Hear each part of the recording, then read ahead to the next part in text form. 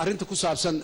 dawladda Puntland iyo dareenka dhinacaasi muxuu ahay walaalaha joogahay ay muujiyeen waxaan rabaa horeyna waan ku dhahnay mar labaadna cod dheer aad iyo aad u dheeran leenahay maamul samaysan oo jira oo hana qaaday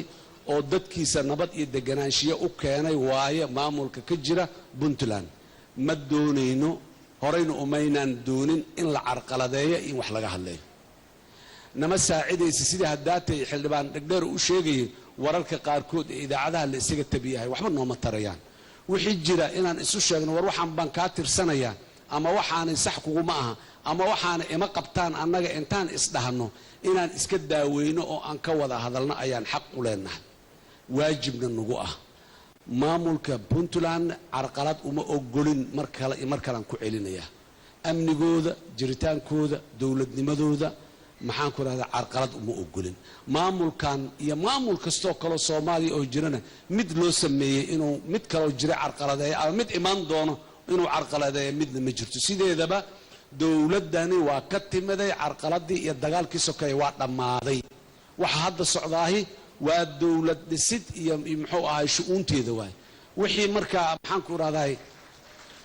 isjiid oo jiraahi dadka Soomaaliyeed waxaan rabaa inay mar walba kalsooni qabaan colaad dambe iyo dagaal dambe sokeeye iyo dagaal qabali ah dalkan waa ka dhamaaday laakiin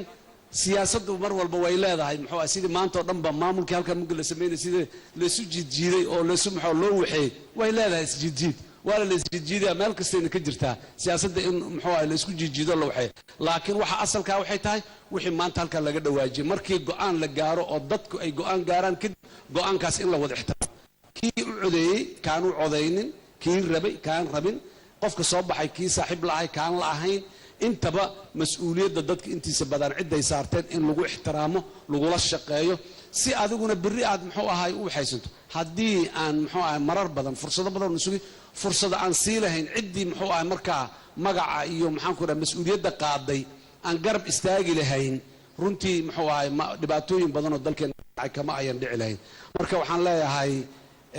madaxweynaha cusub muxuu ahay galmudug madaxweyne ku-xigeenka gudoomiyaha ku-xigeen iyo baarlamaanka iyo xukuumadda dhismi doonto mas'uuliyada ka saaran dhinaca nabadda waxaan u sheegaynaa oo ku celinaa leenahay waxaan idinku garab taaganahay dhismahaas nabadda iyo dhismahaas maxaan ku raadayay amniga idinkuma garab taagnin wax colaada iyo wax carqaladeyna oo maamul kale iyo qabaa'il kale iyo deegaano kale kuwa hadda jira iyo kuwa imaan doona intaba taas idinkuma taageersan idinkuma garab istaagin